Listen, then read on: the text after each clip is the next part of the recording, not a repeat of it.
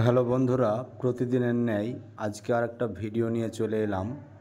আজকে আমরা শিখব উড লাইক টু এর ব্যবহার।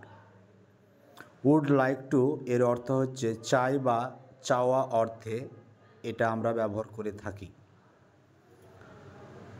সাধারণত এর গঠনগত নিয়ম হলো প্রথমে সাবজেক্ট, তারপরে উড, তারপরে লাইক, তারপরে একটা ইনফিনিটিভ টু ভার্ব।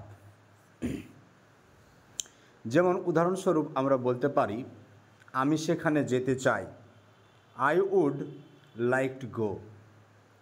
আমি জল পান করতে চাই, I would like to drink water. আমি নিজেকে ব্যাখ্যা করতে চাই, I would like to explain myself. আমি একজন ডাক্তার হতে চাই, I would like to become a doctor. বন্ধুরা, শেষের 5 নম্বরেরটা আমি একজন গায়ক হতে চাই, এটা কি হবে তোমরা জানাও কমেন্ট করে।